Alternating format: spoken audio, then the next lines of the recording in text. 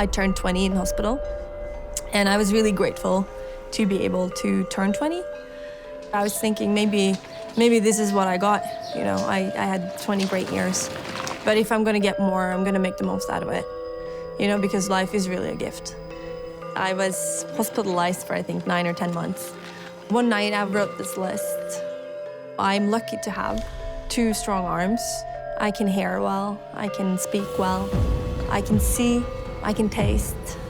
I have a big social network. I have 10 whole fingers. I don't have a lot of other nasty diseases.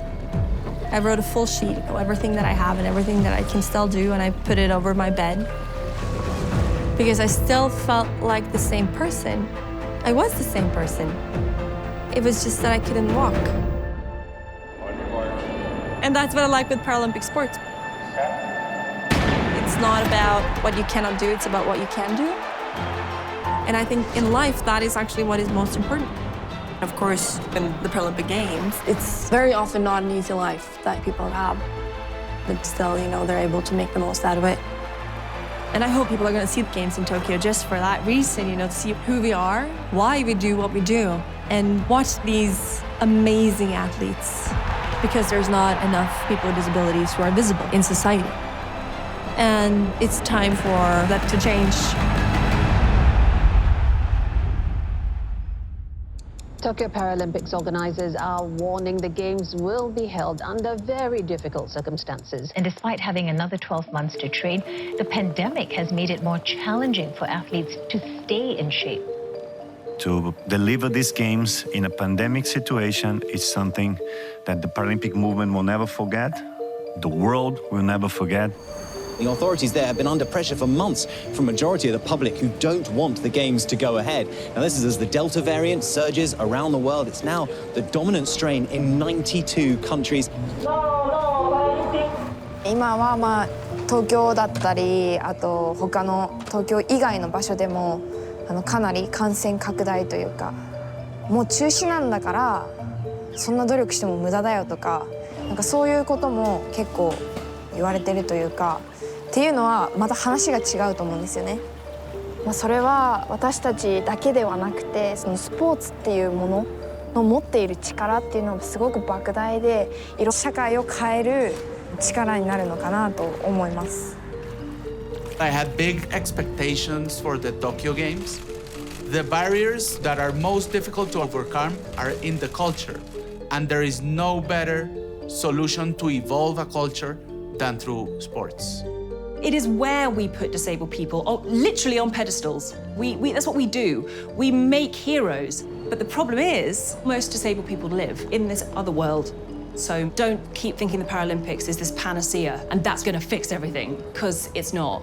But let's use it as a tool, because after this pandemic, so many disabled people have been behind closed doors, and we need increased visibility. That's what the Paralympics does, and that is why Tokyo 2021 is so important. 開催されるべきだと思いますね。船に乗るのは一人だけしか乗れないんですけど、いろんな人たちの思いとかそういうサポートを船に。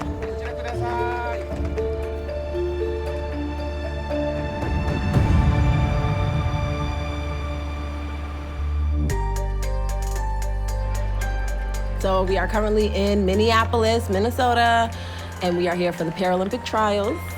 These are the qualifiers for Tokyo, and the plan is to win, but God only knows what's gonna happen out there on that track. So I'm gonna go out there and hopefully make the team. I think we're ready. All right, women's 100 T64. This is a single below the knee amputee. Keep our eye on Femita Ayenbeko, the 28-year-old from Brockton, Massachusetts. This is gonna sound so crazy, but I know that I have it in me to be faster than anybody that's out there. And I just need to prove it. Ayenbeko gets out quickly, so does Beatrice Hatz. It's Ayenbeko and Hatz, your top two. Barda trying to close, but Femita Ayenbeko and Beatrice Hatz go shoulder to shoulder through the line, with Ayenbeko just edging out the victory. Wow, only 2/10 shy of the world record. I just won. Actually just ran a new American record, 12.84, which is an amazing time for me, especially with the year that we've had and the season that we've had. So I'm just really, really excited, and I can't wait to see how the time drops going into Tokyo. She looked great at practice for the last 2 or 3 months. Matter of fact, she looked so good, she was scaring me. She's really confident in the 100. She broke the American record, so now it's time to move up. Just got the news about Tokyo, and I feel really good.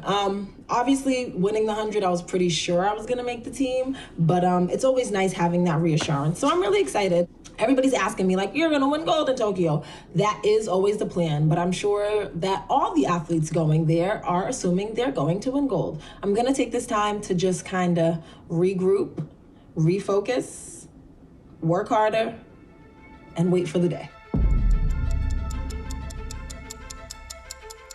Tokyo 2020 has been a remarkable Olympics in an extraordinary time. And as Tokyo's games came to a close this weekend, COVID has by and large been kept under control inside the Olympic bubble. The organizers in Japan rose to the occasion against all the odds. What I think we can already now say with confidence that we have experienced a very successful Olympic Games. COVID-19 situation is quite bad here in Tokyo. For the Tokyo Paralympic Games, there are many hurdles that must be overcome. We must be vigilant. Usually my parents are there at trials, and so when I didn't make it, we were in Montreal for a whole week, and I was ready to go home like that next day. They're really supportive, and now it's just nice to be home. I was doing a really good job at not making it. I had come to peace with it. I was like, okay, I'll try again in 3 years, and I wasn't crying as much. After you, my lady. Thank you. But my friend Tess, one of my teammates, she got injured in the gym 2 days ago, and so she had surgery today. The thing is that if someone can't go and they need to fill that spot, it's me. I'm next in line to go to Tokyo. This is an insane year. I didn't think it could get more emotional and crazy, and it just got crazier.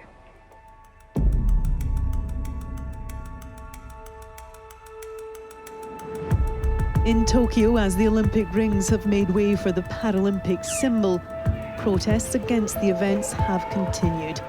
The city has been recording record cases almost every day, despite still being in a state of emergency. We believe things will go well. We will have cases. You know, it's impossible to have 0 positive cases. These numbers are going to grow. There is an inevitability to that. So COVID 0, no. Safe, that is the plan. Joyful, that's what's going to take work. Today is Thursday, August 19th, and I am getting ready to leave for Tokyo tomorrow, and I have not packed yet. The Paralympics are here. I can't believe they're here now.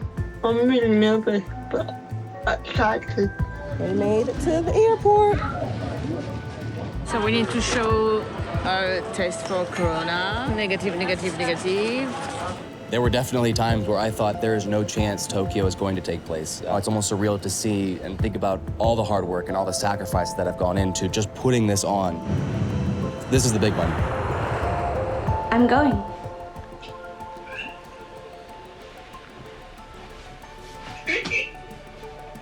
That's great. Where are you going now? Oh, sweetie, that's just fantastic.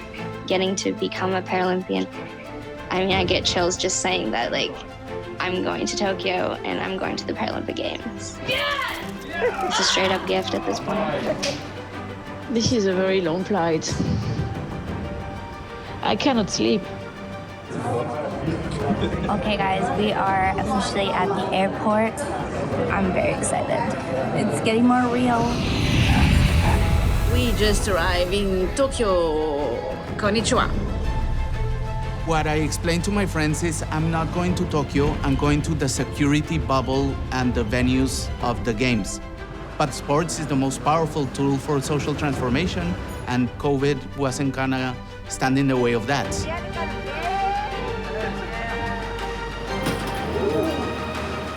I think the past 18 months has shown that things happen to us, but we can still navigate.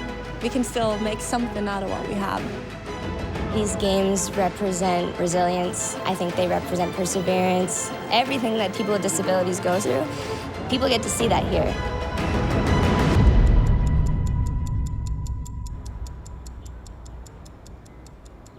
یه چیزی بود که ما یک سال آرزویش داشتیم که بتونیم اشتراک کنیم در مسابقه کوالیفای شویم و پس بریم.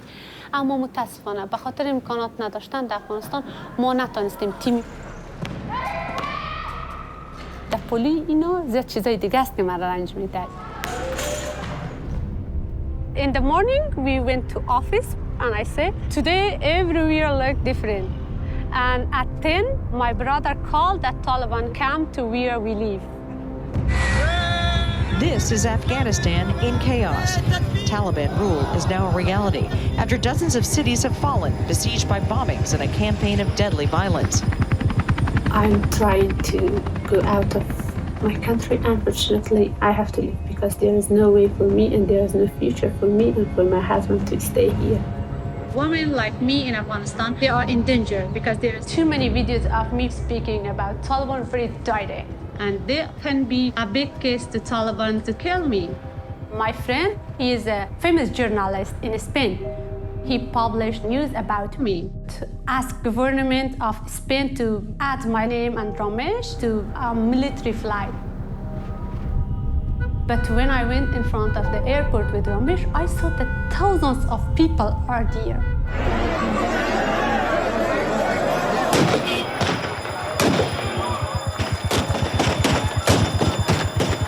When I was in Kabul airport, I stand in front of a lot of Taliban and I saw how dangerous they are. And they were just shooting around, shooting a lot. They started beating me and Ramesh.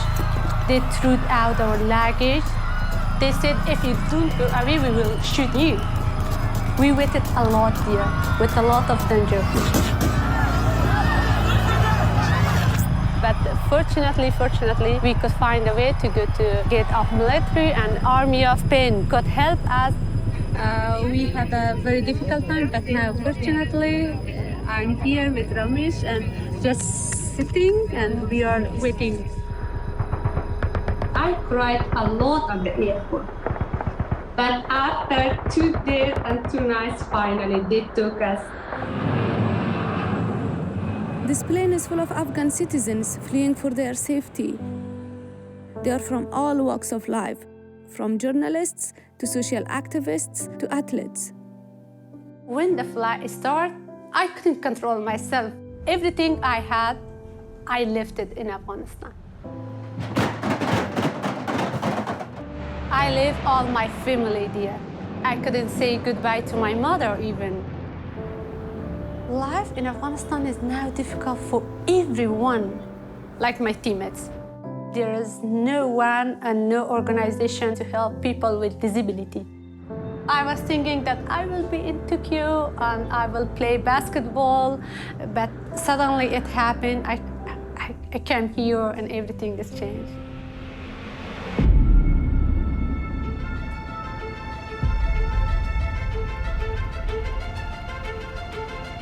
After a year-long delay, the Paralympics begin today. A record number of athletes from around the world will participate in the Games, competing in more than 500 events across 22 sporting disciplines. But at the same time, the country is in the grip of really quite a serious pandemic. The hospitals are filled to overflowing. There's a real fear in this delayed Paralympics. For Afghanistan, its flag was shown during the parade as a sign of solidarity and peace, even though Afghan athletes had to pull out due to flights being cancelled from that country. Paralympic athletes never stop training. They never stop believing. They will be here in this stadium tonight. Welcome to the Tokyo 2020 Paralympic Games. After a year's delay, the Paralympic cauldron is finally lit. These might be the most important games yet. Today is the day.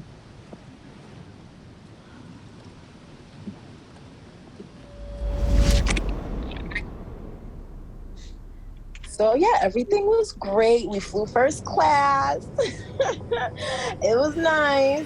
And then we got off the plane and we went through everything. And so the first COVID test, one of the guys ended up coming up to us and he was like, oh, listen, so your results were inconclusive, so we just have to run it through again. So, don't worry, we're gonna run it through again and you'll be all set. Thinking it was positive, it never even crossed my mind. So then when they said that it's positive, I just everything just started feeling like a dream. So they brought me here. I was like almost gonna cry. And then I'm like, if you cry right now, what is that gonna do for you? So I'm like, whatever, I just have to figure out how to just get through these days. I haven't had any symptoms and I should be out by the 30th, which is great, because then I'll still be able to do all my competitions. So that's why I'm like, I need to keep a clear head and not like break myself down about it and like, just kind of make the best of the situation at this point. But if I don't perform at my best, it's gonna be this, and that's gonna really suck.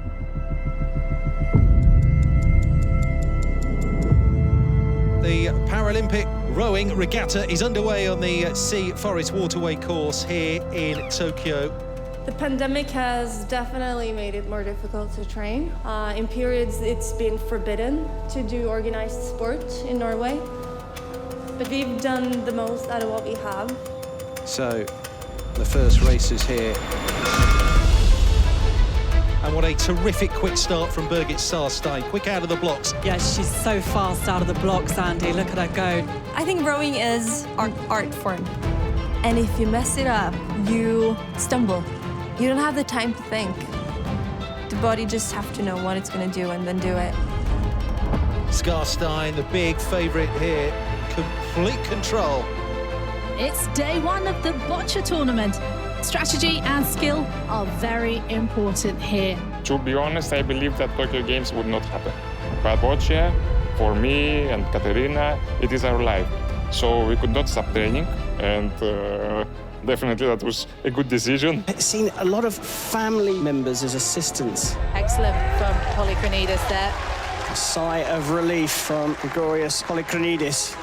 Shikongo looking to add the 400 metres title to what he picked up in Rio 2016. I'm a man who was born ready. When we start the race, we have to focus. I have to float until 200 meters, and then from there, I'm able to control the race. Shikongo looks very strong. Of course, he is the reigning Paralympic champion. In lane number 3, a real home favourite, a Tokyo superstar for Japan, Seiyuu Monika.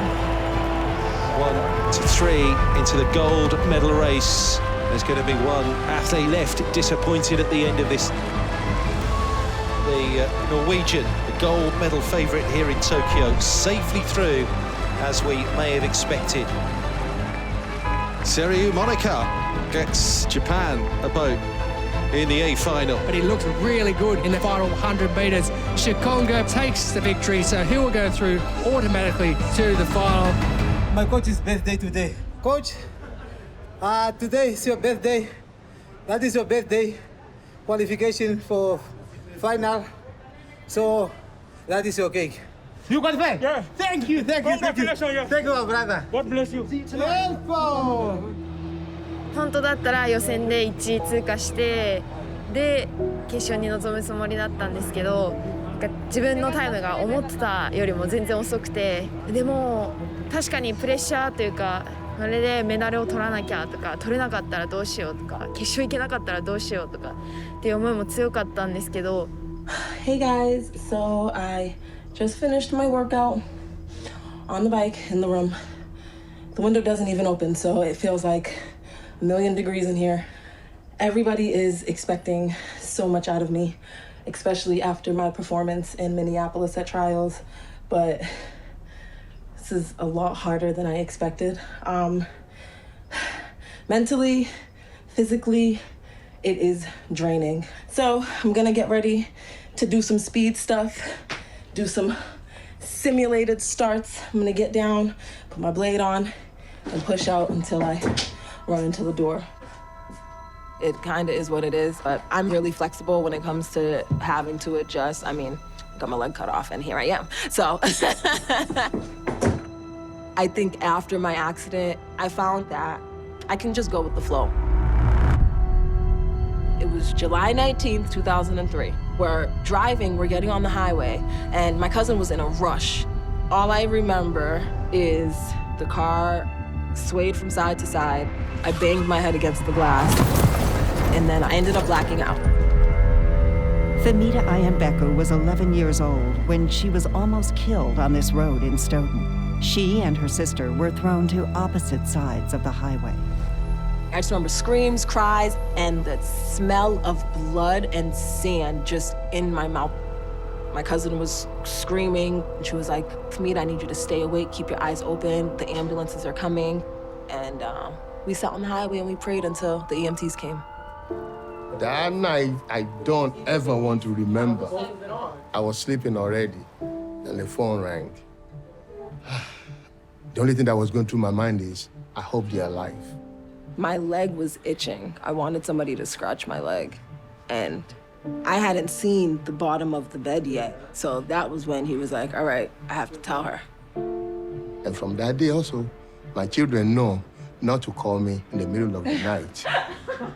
Because they think I'll get a heart attack. For me, it took a really long time to get over my physical appearance. When I went back to elementary school, there were kids that called me peg leg, pirate lady. And at the time, I didn't understand, and it just made me sad. And I'm like, I need to hide this thing from the world. After I found out my leg was amputated, I looked at my mom, I'm like, Mommy, if anybody makes fun of me at school, I'm gonna take my leg off and I'm gonna beat them with it. And you can't be mad at me. I just hope that with everything that I'm doing, it's able to help somebody go through what I went through, but quicker and better. And I wasted so much time feeling bad for myself and being scared about what people were gonna think about me. And here I am 18 years later.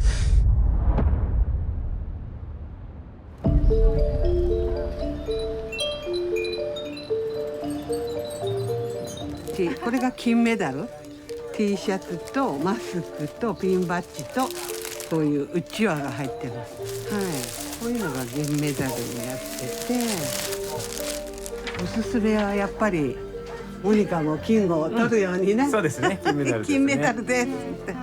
モニカ、頑張れ！東京は出るだけじゃ済まされない。出ていい結果を残すことが絶対マストなんだっていうふうに自分の中で決めて。なんだろう、こう車椅子の人はっていう風に一括りにされる場面が多くあって、車椅子の人は車椅子の人っていう、車椅子で学校に戻るってなった時にもう学校を辞めてくれっていう風に最初の取っかかりがすごくそこで社会のなんか厳しさを感じた。There is a fascinating history of disability in Japan. The attitudes in terms of people, especially with kind of severe injuries and impairments, was that they assumed that they were going to be stuck in hospitals or be at home and their families would have to be taking care of them. Disability was something that should be hidden away. That's one of the big shifts that you see in connection with the Tokyo Paralympics in 1964. Nakamura Yutaka is an orthopedic surgeon. He's now often referred to as the Japanese father of the Paralympics. そこで研究員としてイギリスのストックマンデビル病院に行ったと。でそこでグッドマン博士と出会う。それが本当に彼にとって人生の転機なのかなと思うんですよね。それでストークマンデビルに父が行って、そうじゃないスポーツもやってみんな生活もね安定して自分で車を運転してるぞっていうのを当時の日本の状況と大きく違っていたのではないかと思います。The idea was to get them back into society. Nakamura comes back and says, I really want to do this in Japan. The build-up at the Games itself creates a remarkable amount of media coverage. There's live broadcasts of the opening ceremony. There's a live broadcast of one of the basketball games on television. 前の東京大会と今回、日本は大きく1回目の大会で、パラリンピックによってあったと思いますが、周りの方がもちろん障害者もやれるんだとかできるんだみたいなことは思ったと思いますけど。日本の人の場合はちょっとこう奥ゆかしいというか、声をかけるのに臆病なところ、それ手伝いましょうかとか、なんかお手伝いありますかって声をかけることがすごくなんかできない人が多いかな。そうなった時に日本ではちょっと目をこう伏せて、でさってこう逃げられてしまうのが、海外だと「いい車椅子乗ってるね」とかっていう風にこう目を合わせてしっかり笑ってくれる。なんか障害者っていう風な思いを、垣根をあまり持たないで、すごくもっとバリアフリーなのかな、心のバリアフリーが欲しいかなっていう風には思います。大会が開催されるっていうことは、そこがきっかけになるといいなというふうに私は思います。The National Stadium stands ready for another session of world-class track and field. If you ask me, I think the Paralympics is nothing without the stories that get told. You know, I was diagnosed with cancer at 12 years old. I went through 2 years of chemotherapy, lost my leg. I think one of the best things that ever happened to me was being diagnosed with cancer, because until you stare death in the face, you don't realize how mortal you are. I'm not just a guy with one leg high jumping. You know, I am a product of all that I've been through, and I think every athlete has a similar story. I lost my left eye when I was young. We used to run around the bushes, hunting birds and chasing rabbits. My elder brother, he was shooting the birds with an arrow. I was sitting under the tree. When the arrow goes through the leaves of the tree, it's coming back straight on my left eye. And later, again, after 2 years, I was taking the donkeys to the kraal. And then the donkey kicked me to the right eye, this side. So after that, I become total blind. Sometimes I will feel sad that why God I can be like this, but it's life. It's not like every disabled person wants to be or can be a Paralympian. But human being, we have this amazing opportunity to choose what we want to do. The 54-year-old from Tel Aviv in lane 6, hot on her tail. But of course, it's easier when you're born in a country with a lot of possibilities, you know. شعوري من تأهلت طوكيو شعور ما ينوصف، وهذا كان حلمي والحمد لله تحقق. كانت مباريات قوية يعني للفوز من عندها. كنت ألعب على أطراف صناعية يعني مو رياضية، وأيضا يعني أتحرك مو مثلي يعني. For the match. Oh, that one hits the net and goes long. That will do it. كان مباريات صعبات، وحتى لو خسرت بس أنا استفادت من علم تحسن مستواي. It's sports, and someone has to win and someone has to lose. I tell athletes, remember this moment. Don't skip the sadness. Taste it, because you need to remember it every day you train. You will get another chance.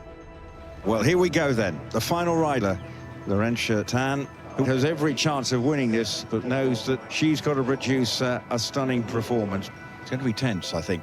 It's really exciting to be here, but it's been quite frustrating because for lack of training. Just a little bit behind at the moment. And I know that she had some troubles with the horse and not always feeling confident on him. I think I do well under the circumstances. Here comes the score. Where is it putting her? It's Laurentia Tan with 73.750. That was a very tense, tight competition. It's not only medals, it's not only sponsorships, it's also getting better according to yourself and show to the world what you're capable of. Very tight for second place here in this B final. This goal is sometimes more important than another medal. Of course, I would like to get the medal. Second place, Pascal Berkovich. A congratulatory hug and a kiss. I'm free!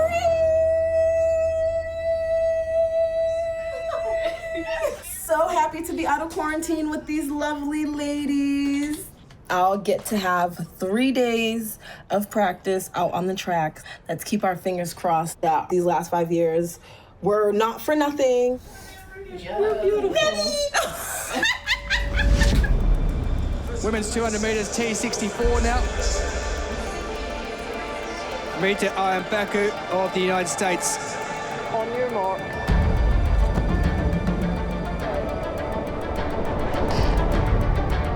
And they get away at the first time of asking, and Van Ganterwinkel has already moved very... Usually during that time when you're running, like hearing people screaming, that kind of gets the adrenaline running. I've never ran like in dead silence before. And it is 26.56 is the time by Marlene Van Ganterwinkel. Ayambaku in a time of 28.64 will hope to go through as one of the fastest qualifiers.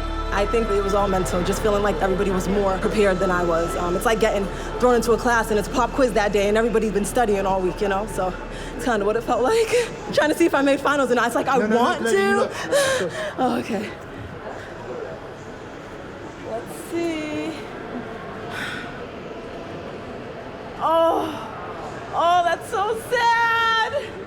0.4. I was honestly prepared for it, like I told you guys, unfortunately, though. I gotta save myself for the 100. I have to. So where we are sat right now, I think it's safe to say we're about as close to the action as we are allowed to be. Right there, those are the starting blocks. It's very, very exciting. This is the women's 100-meter breaststroke, SB6. I'm very grateful to be here. I've wanted this for so long, and it feels crazy that it's actually happening. It feels like a gift. I want to look up. I want to see the clock. I want to see the pool. I want to see my Canadian flag. I want to visualize my parents in the stands or behind a screen watching. I want to just take it all in.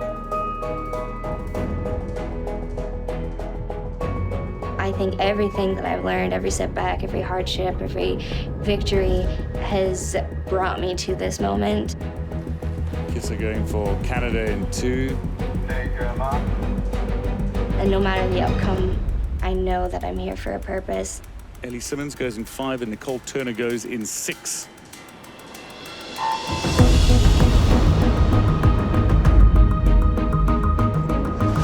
Getting away very nicely off the starters' blocks. The first heat of 2 in the women's 100-meter breaststroke, SB6.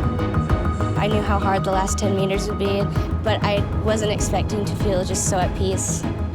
I did it. That's all I can ask for. Looks like Ellie Simmons is going to touch second and Kisser will be last to come. Phenomenal race. We don't know how life is going to play out. We don't know how our own stories are going to play out, and mine has definitely been hard, but I'm very proud to be here, getting to do what I love. Some make it to the top and some don't, but each person at these games has a life that's worth showcasing, and you guys got to see a little piece of mine. I'm not on top of the podium, I'm not even making finals, but this was one of the most special moments for me. The 2020 Paralympic Games comes to an end, and what a roaring success it has been. And let's not forget, there was serious doubt. The pandemic brought many hurdles, but overcoming challenges is second nature when you're a Paralympian.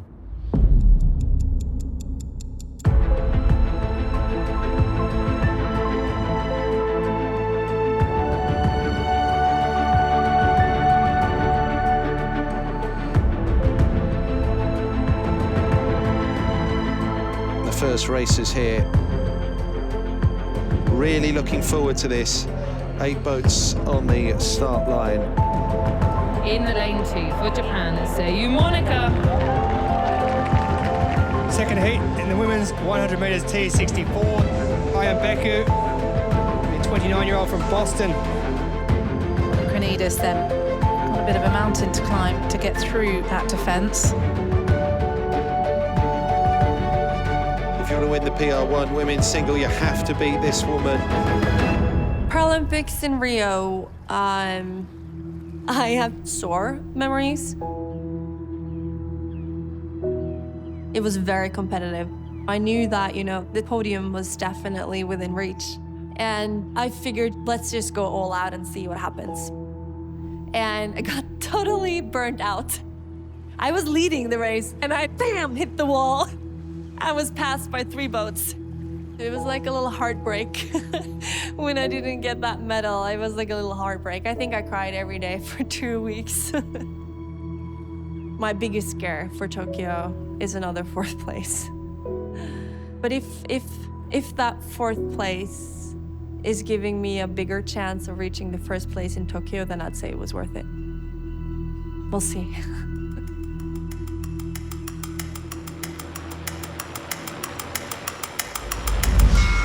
So we're underway then in the women's single sculls final. The first couple of years after the injury was quite tough. I thought that if you're paralyzed, you don't feel anything. But reality was that it was so painful. Rowing is very painful too. But when I'm out there rowing, I feel like I'm free. I feel like I'm a part of the boat and I'm a part of the water. Everything kind of stops.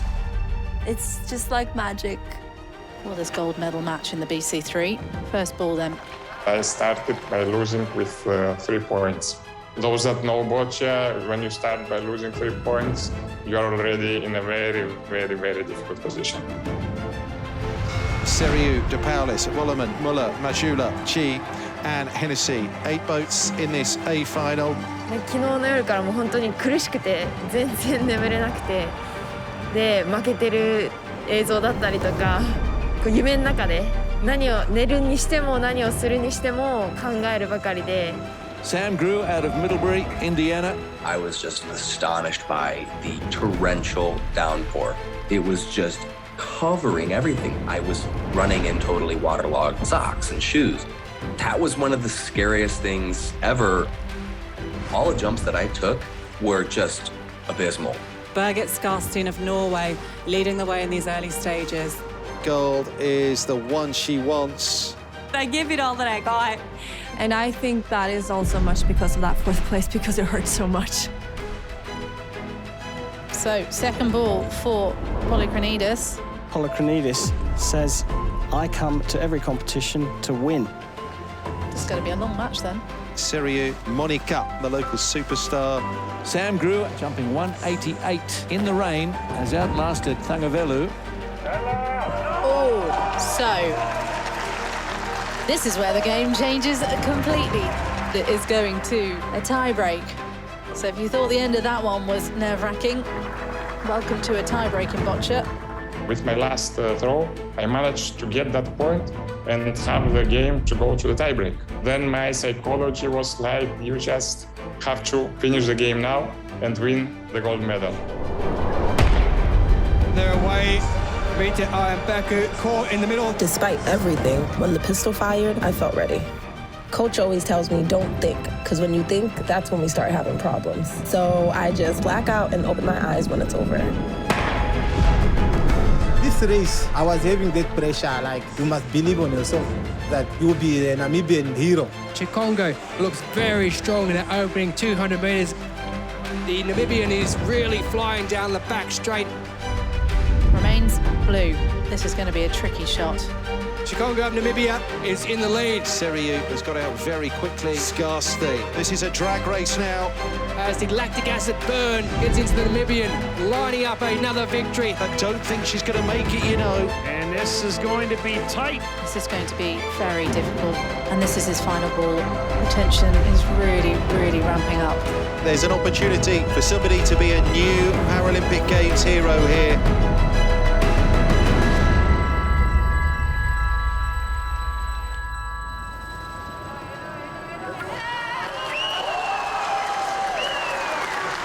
So, the last of the balls, and Gregorius Polykronidis knows that it will be back-to-back silver medals for him.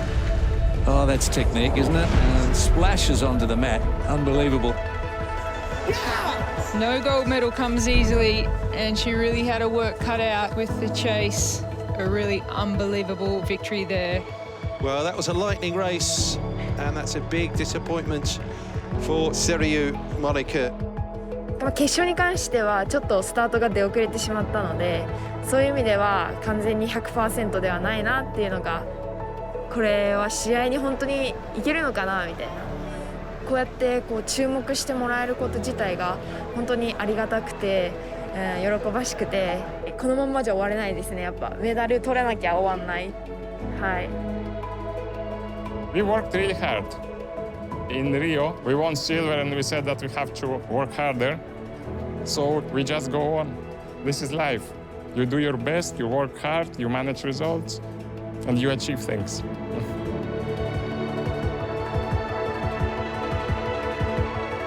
I'm the first para to double the medals. This is a big achievement. This is a history also in Namibia. But man, clearing that bar, that meant so much to me. So much has gone into that jump. Gold medalist. He says there are no doctors who have disabilities, and he wants that to change.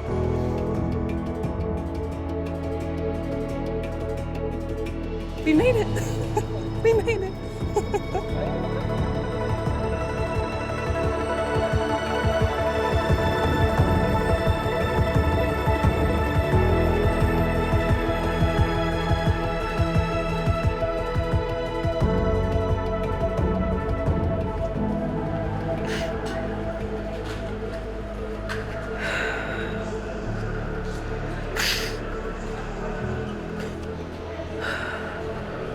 Like, I don't know if I did that to myself or like what.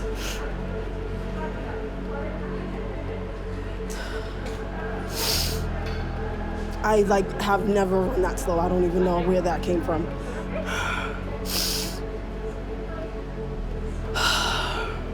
It's a lot harder than it seems. Oh my God, oh my God. This is not the end. I will come back better and stronger, hopefully with not all these obstacles when I get home and just get back to training. That week off really took me out. It really did. All right, next time. Thanks. Go and, go and regroup and you do it. Oh yeah. I think my feeling is of beautiful sadness. On the one hand, the fact that you have no people at the venues, it's a reality check on the challenges and terrible difficulties that the whole world has gone through. But just watching the athletes and feeling their determination to be here and get this done is beautiful. Very strange, but beautiful. All massive efforts that were done to be here in Tokyo and to hold the games were worth it because the athletes deserve this. It's their dream. When you see them thriving, you know that they never stop training, they never stop believing. I'm really sad for those girls that are in Afghanistan. They have no future anymore. I was speaking here with the government to do something for the girls. We are hopeful we can improve with the national team of Spain playing with them because we can use it for Afghanistan. I hope for Paris game, Afghanistan athlete will be there. I'm proud of the movement. We made it work despite all the challenges, but it's only the beginning. Paralympics is such a high level now that you need to devote your whole time to it, and I just don't know if I can do that, and I don't know if I want to do that. Athletes will always want to do it again and again, but it's knowing when's the right moment to step away, I suppose. Maybe. I love what the Paralympics stand for because it is a lens that people can see disabilities in and see that it's something to be celebrated with someone with a difference is able to achieve at an athletic level. And I love being a part of this. One thing that's really kind of come through to me in the past 18 months is just the resiliency of humans. I think the Paralympics really demonstrates what that's all about. It's humanity coming together in a socially responsible way to overcome. That's one of the special things about being a Paralympic athlete. It's just the ability to overcome. Life is difficult. It really is for everyone. No one has an easy life. But none of us are alone in this world. We're together. We're together across differences. And what the world needs, I think, is understanding and acceptance of differences. That's it.